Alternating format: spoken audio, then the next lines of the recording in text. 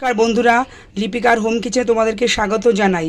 আজ আমি নিয়ে এসেছি ইলিশ মাছের জন্য। আমার এই যে গোবিন্দভোগ চালটা আমি ধুয়ে ছড়িয়ে রেখেছি, এই যে আর আছে ইলিশ মাছ, আর আমার লাগছে পেঁয়াজের বেরেস্তা বানিয়ে রেখেছি, টক দই, পেঁয়াজ বাটা, আদা বাটা, জিরার গুঁড়ো, কাঁচা লঙ্কা, একটু কাজু লাগবে, আর এলাচ, লবঙ্গ, দারচিনি আর তেজপাতা। এখন আমি মাছের মধ্যে টক দইটা মাখিয়ে নেব। আদা বাটা দেব, পেঁয়াজ বাটা দিলাম, জিরার গুঁড়ো, একটু কাঁচা লঙ্কা, এগুলো দিয়ে আমি এখন মেখে রাখবো।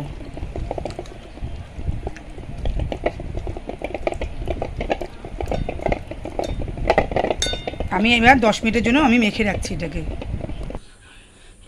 এর মধ্যে এখন আমি এই মাছটা দিয়ে দিচ্ছি।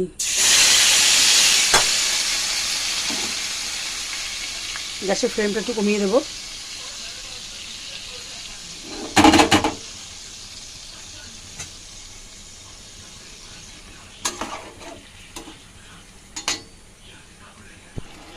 এই এক পাশ হয়ে গেছে, আর এক পাশ আমি উল্টে দিচ্ছি।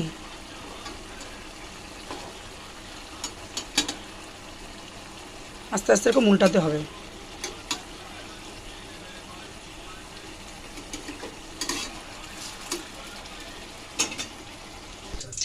এই মাছটা আমার রান্না হয়ে গেছে। এখন আমি পোলাও চালটা ভাজবো। আমি এখানে তেল দিয়ে দিয়েছি। এখন আমি এর মধ্যে লবঙ্গ, এলাচ, দারচিনি দিয়ে দিচ্ছি, আর তেজপাতা।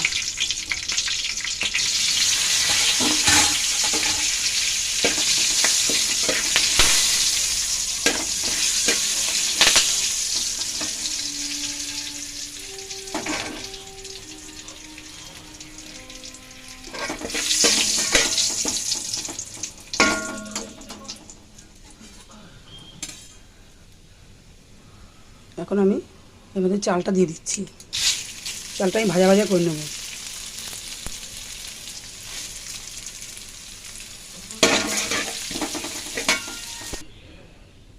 এই চালটা আমার ভাজা হয়ে গেছে। এখন আমি এর মধ্যে এই কাজু বাদামটা ভেজে রেখেছিলাম, কাজুটা দিয়ে দিচ্ছি।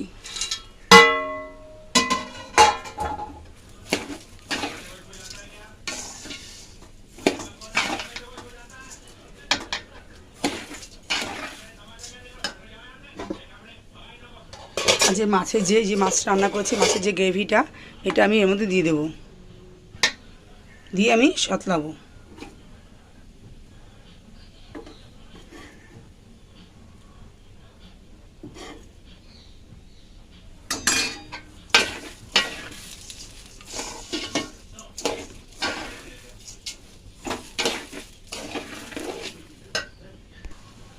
এখন আমি একটু 1 চামচ চিনি দিয়ে দিচ্ছি এর মধ্যে,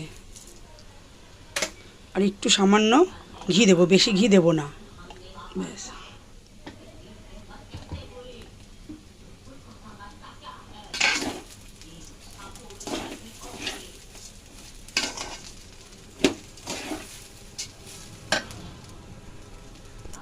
চালটা আমার ভাজা হয়ে গেছে। এখন এই যে গরম জলটা আমি দিয়ে দেবো। আমি 5 কাপ, আমি 5 কৌটো জল দিয়ে চাল দিয়েছি, আর আমি 10 কৌটো জল দেব। এই যে আমি জল দিয়েছি, এবার ফুটতে দেব। আমি এখন ঢাকনা দিয়ে ঢেকে দিচ্ছি, আর এখন গ্যাসের ফ্লেমটা হাইতে রয়েছে। এই যে এখন আমি সেদ্ধ প্রায় হয়ে গেছে, একটু উপরে বেরেস্তা ছড়িয়ে দিচ্ছি।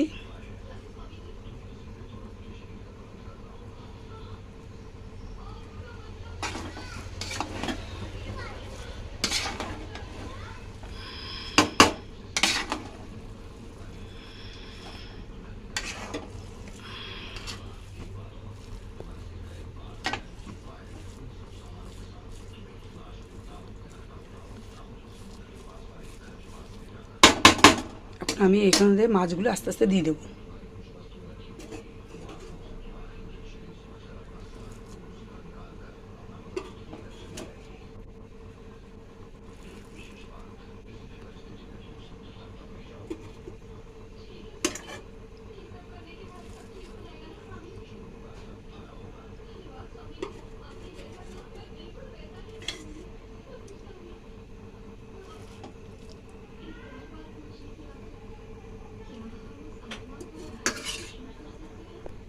মাছগুলো আমার সাথে দেওয়া হয়ে গেছে। এখন উপরে আমি বেরেস্তা দিয়ে ঢেকে রাখবো।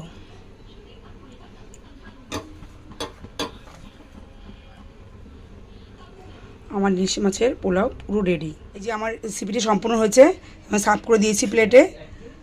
আমার এই রেসিপিটি কেমন লাগলো তোমরা জানাবে, লাইক শেয়ার কমেন্ট করবে এবং অবশ্যই সাবস্ক্রাইব করতে ভুলো না। তোমরা ভালো থেকো, সুস্থ থেকো। ধন্যবাদ।